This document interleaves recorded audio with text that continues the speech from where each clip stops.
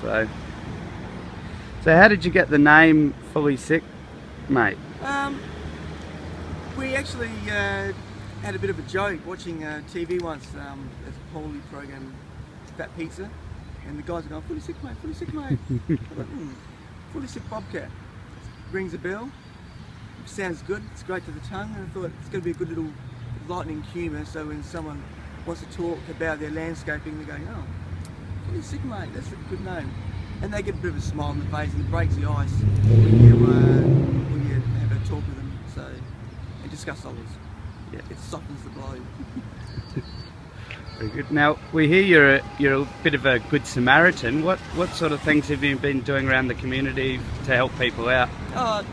If I pass a lot of work on if I can't do things as well, so I like to donate my time to help out friends and family too, which you can't help everyone, but if someone honestly needs something done and they can't get someone to do things for them, or it costs too much money, I donate something. I donate a couple of hours here and there, push dirt around. Sometimes it could be fencing, it could be repair work, anything. I do whatever. Yeah. I do whatever it takes to make a smile on the face. Yeah. But even tell jokes sometimes too. What sort of jokes do you tell? Oh, well, not many jokes actually, but they look at my face and go, "Oh, with that hair, you can know something." Okay, well that's Fully Sick, mate. I want people to remember me. So, since I walk out of a room, or if I go to Robbo's Snack and Shack, or anywhere through here, or Angleval, or Seb's, people know, "I went and bought something from here and it's faulty." They go, "I remember you, yeah, you were in." I go, "Okay, that's why I come in, so they can see who I am, and I want to put a stamp on the community somewhere. I can't sing, but hey, I'm working on it in the shower." Very good. So whereabouts, what areas do you do most of your work? Look, if south, in Noarlunga, I'll go as far as there. I like keeping around the community here. Simple reason, people want someone who's local.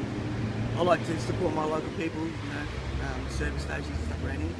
So if I can help in the local area, I prefer it here, but I'll go to Gawler, I'll go to Port Wakefield, Balaclava, so I'll go anywhere, but I have to sort of like negotiate terms and conditions sometimes, because it can be pricey for me if I've got to go somewhere and they go, "Oh, okay, I thought it was only going to be $100. Doesn't pay my bills, doesn't pay the one-way trip." Yeah. But I do what I can. If I can save someone $1, that's what I'm here for. Yeah. So. Yeah. What are some of your most memorable jobs that you've been to? Memorable? Actually, doing a job. I was doing a sit-in job for another friend of mine who couldn't do the job, so my truck was getting repaired. I borrowed his truck, and I remember driving up this steep hill, and he didn't tell me that the brakes weren't to crash on it. So when I put the handbrake on, because the truck was straining to go up the hill, the thing rolled backwards about 200 metres down this embankment with me with 7.5 tonne of dirt in the back of it. And I was screaming on, "I'm gonna die!" And I hit this, I think, little creek bed behind me. My head hits the roof, the tailgate smashes open, the dirt pours out, the truck's front wheels go off the ground like this. And I thought, my God. And you know what? I still had to go get that truck repaired. The guy said, "Oh, can you move the dirt?" After all that. After I nearly killed myself, "Oh, can you move the dirt?" Anyway, thank you whoever who saved me that day. Because I could be talking from above. Yeah. But anyway, that was my memorable one. And that saves me all the time, especially when I'm down in an embankment going, "Oh, I remember that time I went backwards down that hill." Crazy, but it does happen. So don't drive someone else's truck. Better the devil you know, that piece of green thing there.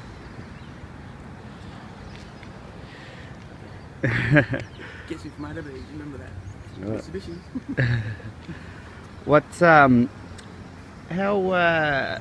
You're a busy man, Steve. Yeah, all the time. Yeah. So how many days a week do you generally work? How many hours?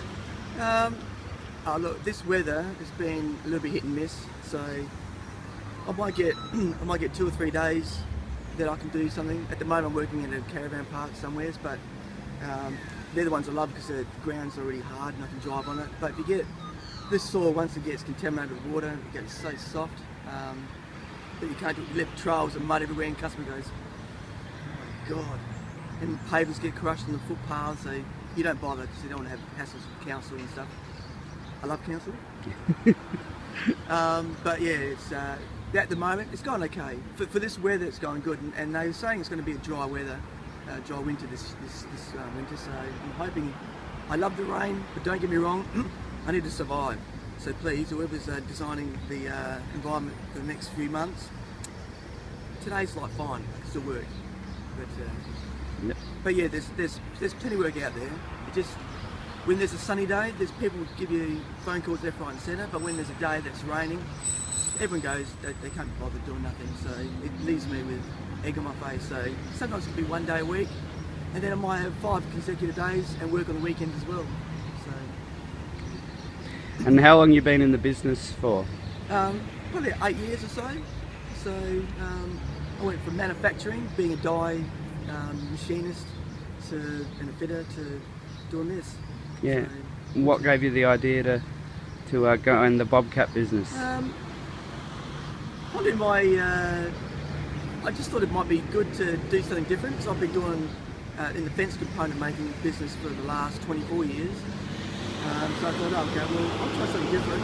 And I asked my dad if he'd go halves with me and buy a bobcat or a skid steer. But he goes, oh, you always bloody have it, I'll never use it. So I thought, okay, well, he wasn't going to go halves with me, so I ended up buying my first one, I think about $10,000 or something. It was shaky, it didn't work very well, but it gave me that extra income and a different outlook on what I'm actually capable of doing and furthering my skills. Good work.